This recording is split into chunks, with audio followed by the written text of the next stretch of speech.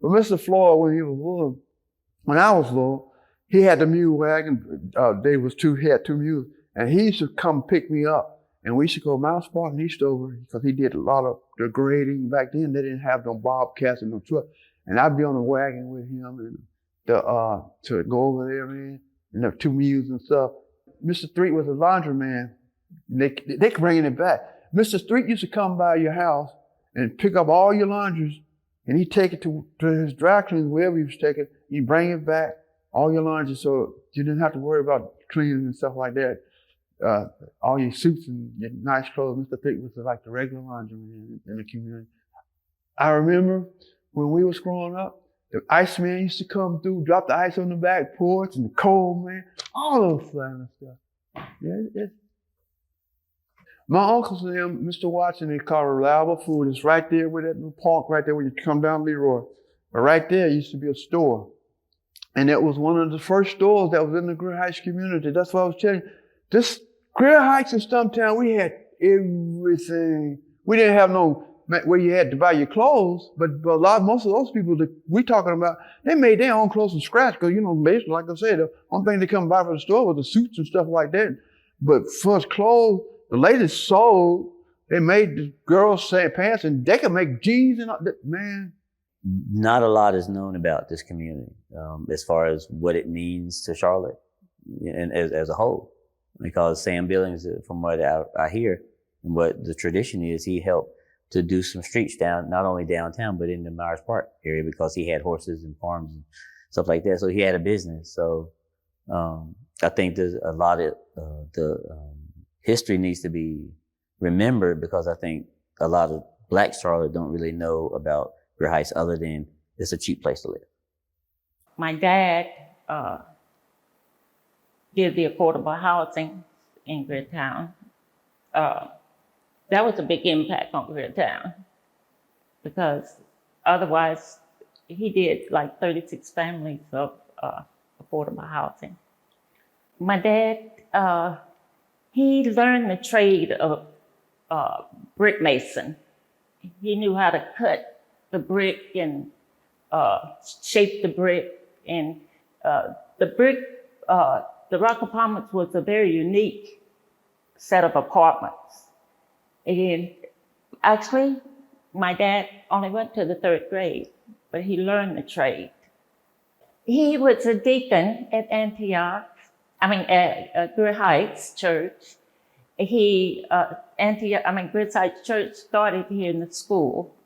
And then when they got the land up on Scotland Avenue, they started building the church. He helped build the church himself. And like I said, he was contracted by Dr. Elias Faison to build the Rock Apartment. Then he got jobs for other people in the neighborhood because he gathered the men from Greertown to work with him. And he taught Mr.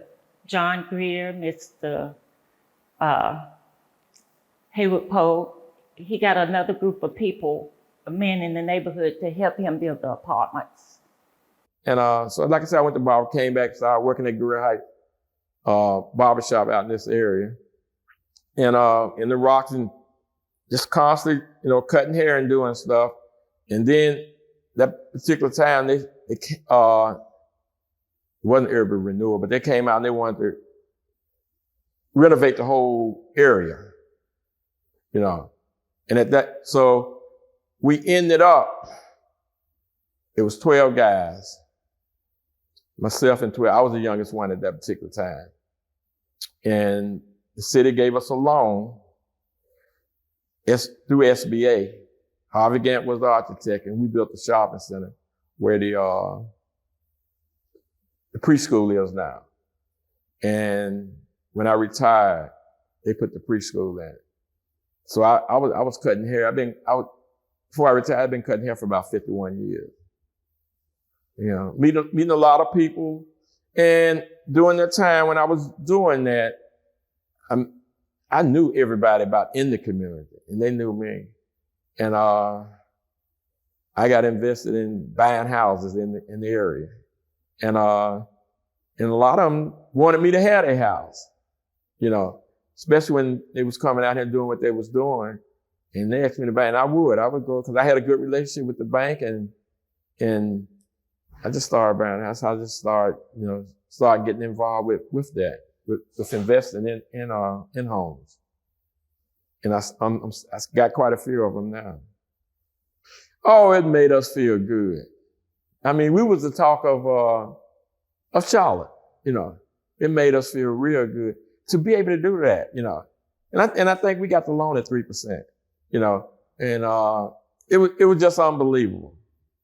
It was unbelievable. And by being in the heart of Grier Town, everybody would come to the barbershop. You know, the barbershop was the country club of the of the community, you know. And it was just a great feeling. And we got the guys, because we wanted all the investors to come out of the Grier Heights community. That's what we wanted. And we did get that, you know. So it was a great experience, great.